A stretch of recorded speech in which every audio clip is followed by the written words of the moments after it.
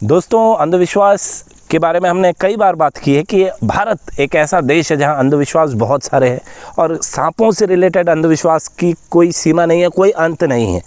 जशपुर नगर छत्तीसगढ़ का एक इलाका है दोस्तों, और यहाँ एक ऐसी घटना हुई जिसने हमें इस वीडियो को बनाने पर मजबूर किया कि क्या वास्तव में ये घटना वैसी है जैसी दिख रही है या पर्दे के पीछे की कहानी कुछ और है।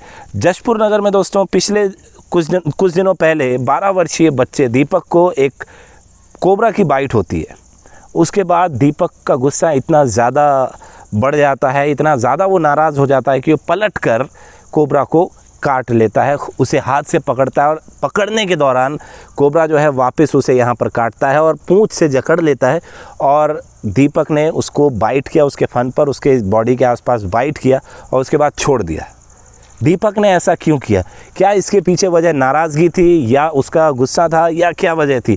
वजह थी दोस्तों जशपुर नगर में फैली एक मान्यता, एक ऐसी कहानी जिसमें कहा जाता है कि अगर कोई विषैला जीव आपको काट ले और अगर आप पलट कर उसे काट लेते हैं तो जहर उतर जाएगा।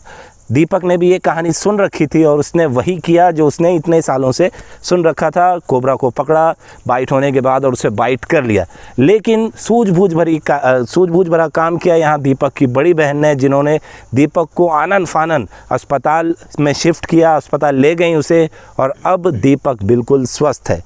इसके पीछे क्या रीज़न है दोस्तों, क्यों वो स्वस्थ हुआ? लोगों का ये मानना हो सकता है कि क्योंकि दीपक ने पलट कर बाइट कर लिया इसलिए शायद वो स्वस्थ हो पाया। लेकिन मनोज जी, मैं आपकी टिप्पणी जानना चाहूँगा कि क्या बाइट करने के कारण ही वो स्वस्थ हुआ या इसके पीछे उसकी दीदी की समझदारी भरा कदम था वो है? जी, हमारी ऑडियंस बहुत समझदार है, कई बार हमने इस बारे में बताया है। आप समझ ही गए होंगे कि वो स्वस्थ इसलिए है क्योंकि उसकी बड़ी दीदी ने उसे हॉस्पिटल लेके गई। ये बात नहीं है कि वो उसे बाइट कर ले, मान्यता अपनी जगह है, ठीक है, वो बोलते आ रहे, कहते आ रहे, वो बात अलग है, लेकिन इसका प्रूफ कहाँ है?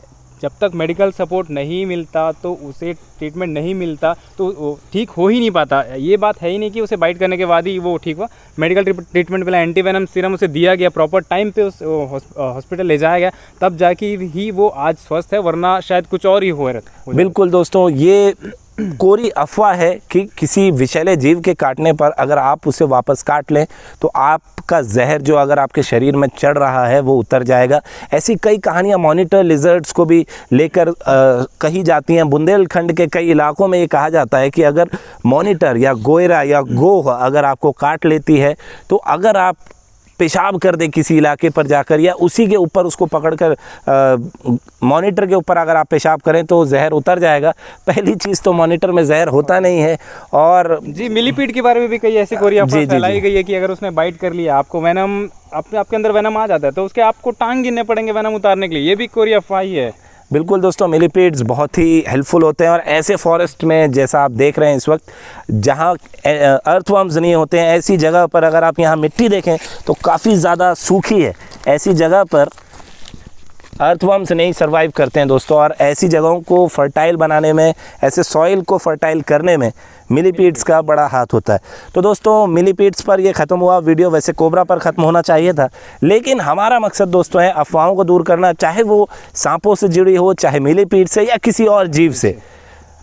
अफवाहों को दूर करने के लिए, मिथ्स को बस्ट करने के लिए आप सब्सक्राइब करें टीम एजियन प्रकृति और हम। आज के वीडियो में दोस्तों इतना ही। जय हिंद, वंदे मातरम।